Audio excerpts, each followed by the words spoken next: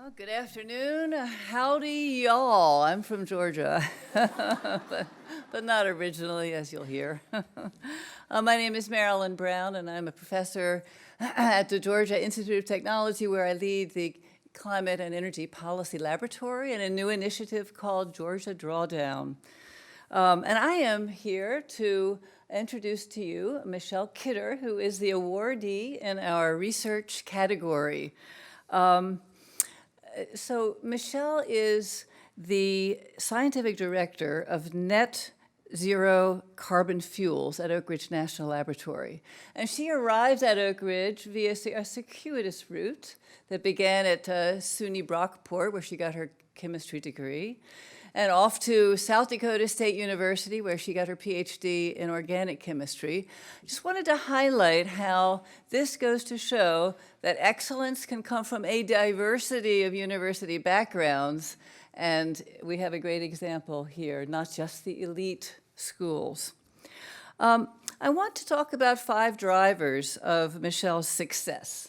Now, she's not endorsed this. She may be surprised at 1 or 2 of these, but here's my assessment from having studied carefully her life trajectory. First of all, she picks really important questions to examine. So at Oak Ridge, she is looking at alternative sources of renewable fuels, looking at using CO2 and lignin and other resources to try to provide the transportation sector with alternatives to petroleum resources. That's one of the most important problems that we face as a nation. We've been able to decarbonize our electricity sector, but our transportation sector, is going vroom, vroom, full speed ahead in terms of its energy and CO2 emissions.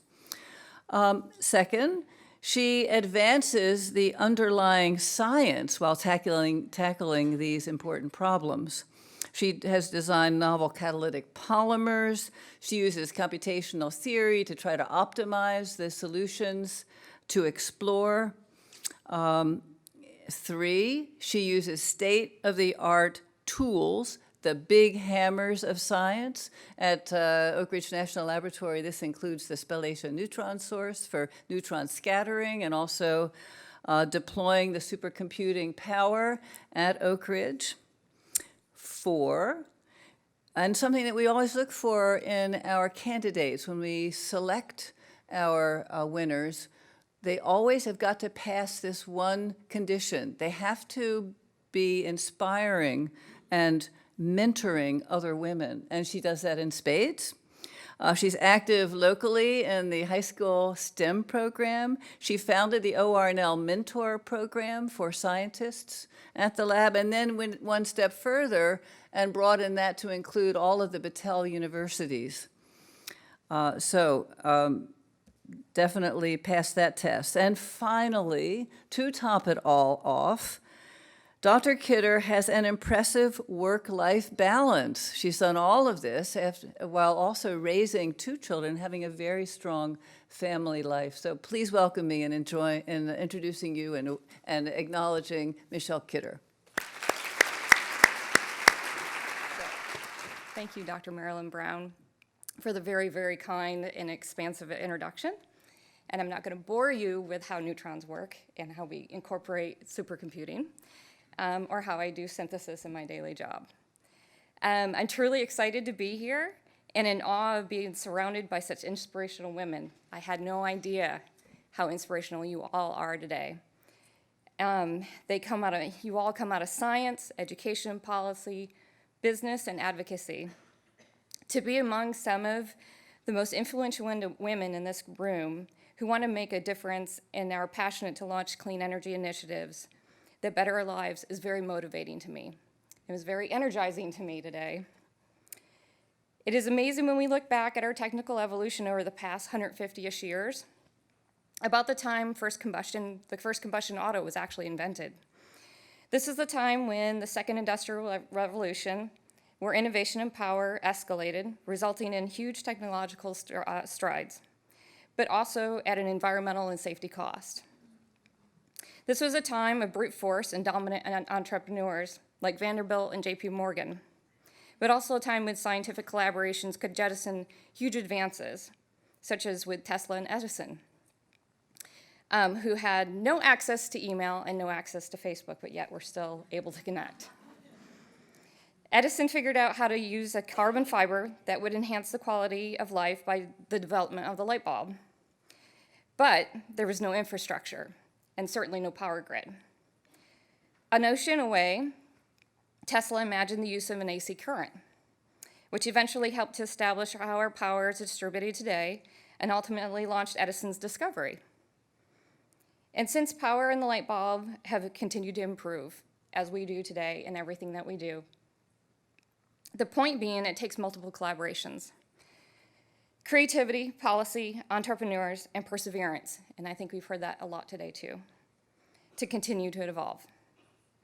As each of us have our own personal journey, our paths may have been deliberate, or they may have been unexpected. When I stopped to reflect on how I got to this point, I realized all the people and projects that I've worked on and have had an impact on my path. But one core value that I hold on to is, how do I improve upon what we know now that will benefit others later? I believe it is our ethical responsibility to work toward improvements, especially in clean energy and education. I've taken a lot of different turns, and I'm not on the original path they intentionally set out on. But I learned to change and evolve. And for this reason, the common question that everyone always asks me terrifies me. And I've heard it several times today, and you probably all have too. What do you do? It isn't easy, and it isn't an easy answer, because I've been a part of multiple research investigations, and so many expect the flashy CSI drama that's portrayed on TV. And although I do rock a white lab coat and purple pretty gloves in the lab, I can say that my ultimate goal, which may only be a tiny contribution to huge energy issues, is to improve the environment through research by lowering emissions, creating greener chemistry processes, and designing energy efficient and sustainable resources. If you were to ask me who or what influenced my interest in energy research, I can say without a doubt it was my dad. My dad experienced the energy crisis of the 70s and was also the son of parents who experienced the Great Depression. As a result, my father kept up with current technology that would increase energy efficiency and save money. Our home was in constant improvement, and I was always a part of that. I know how to swing a hammer. We had better insulation, constantly replacing windows, doors, and heating systems, and even installing solar panels for heat and water in the mid-'80s, and believe it or not, it's still in use today. One unforgettable memory I have, though, and I think you'll laugh with me on this, was which now I realize had a very profound impact on how I view the energy needs. It was the night that my dad had my mom turn on the dishwasher. It was in the late 70s, early 80s. It was one of those olive green that matched the rest of the green appliances. And he had her turn it on, and he went out to the electric meter, and he watched that electric meter spin. Needless to say, he declared the dishwasher banned. And for the next many, many years, my poor mother, and occasionally my brother and I, washed dishes by hand. The point is that dishwasher was a great invention, but it was terribly inefficient. However, with change resulting from research, engineering, and new energy policies, dishwashers became more water and electrically efficient, as did many other items in our lives, which thankfully my dad was always a proponent of, and he did finally install a better dishwasher. Of course, after we were gone.